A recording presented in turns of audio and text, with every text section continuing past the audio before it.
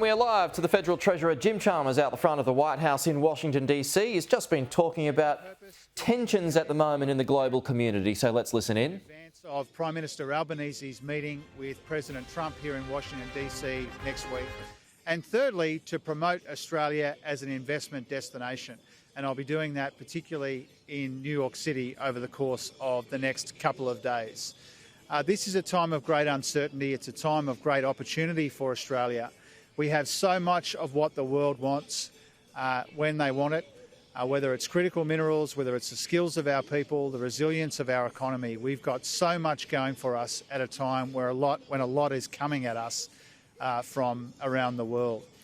Today, I will be meeting with the Director of the National Economic Council, Kevin Hassett, to hold some discussions in advance of the Prime Minister's meeting with the President next week. I look forward to those engagements tonight. But this morning, Australia signed the first ever tax treaty with Ukraine.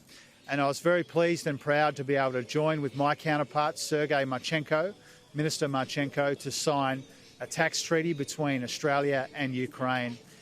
We salute and we support the extraordinary bravery and courage of the Ukrainian people in the face of Russian aggression. We support the Ukrainian people and its government militarily.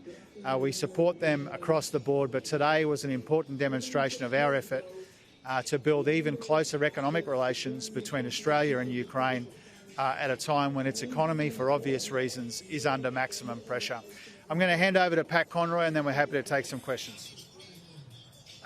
Thanks, Jim. And to start where Jim finished, we are honoured to be the biggest non-NATO supporter of Ukraine in terms of military assistance, over $1.3 billion. The majority of the Abrams tanks that we committed to have been delivered and the rest are on the way and will arrive soon. We've had a very successful visit focusing on defence and Pacific as well. During my time here, I've met with the Secretaries of the Navy, Air Force, senior reps from the Army. I've met with senior congressional leaders to talk about our deepening military cooperation and our deepening industrial cooperation. We've been met with real enthusiasm for the alliance. Also met with the Commandant of the US Coast Guard and also engaged with leaders of the Congressional Pacific Caucus, as well as meeting with Pacific finance ministers. Last night and today I've been hosting an AUKUS industry update with Ambassador Rudd, where we've been focusing on talking about the practical delivery of AUKUS that is occurring right now. We've just passed the one-year anniversary of the AUKUS licence-free environment, and it's been a tremendous success. During that period, we've exported over $150 million worth of technology to the United Kingdom and United States licence-free, over 1,200 individual transactions. Nearly 500 Australian companies are now registered for licence-free trade, and it's making a huge impact on speeding up delivery of capability for our three militaries. To give you one example, one Australian company entered into a contract with Northrop Grumman on radar technology. They plan to take 2 years to transfer the IP and the designs to Australia to get on with building it. Thanks to the licence-free environment, instead of taking 2 years, it took 2 weeks. That's speeding up the tech transfer, which means that we can get equipment into our warfighters' hands faster, which deepens industrial collaboration and makes our three countries safer.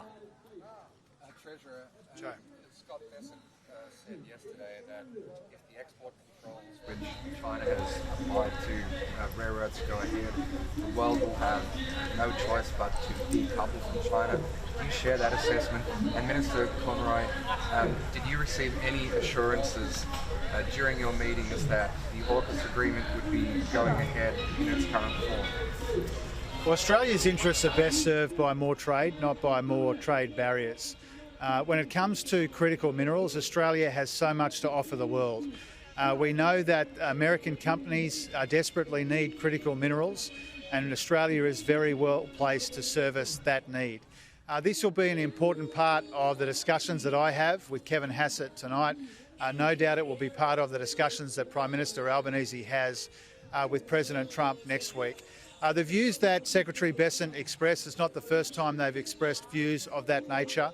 I think when it comes to critical minerals, we are concerned that the market for critical minerals is not as reliable and robust as it could be when it comes to these supply chains. And so Australia's got a lot to offer the world. We will engage with our partners to make sure that we can be a very reliable supplier to meet the critical minerals needs of this country, here in the US and other markets around the world. OK, we'll leave it there. Yeah, that was a key question, that given what's happened over rare earths, Scott Bessent and China over the past 24 hours. So Jim Chalmers confirming, yet what we've got is good. And this will be part of his discussions later on tonight, American time.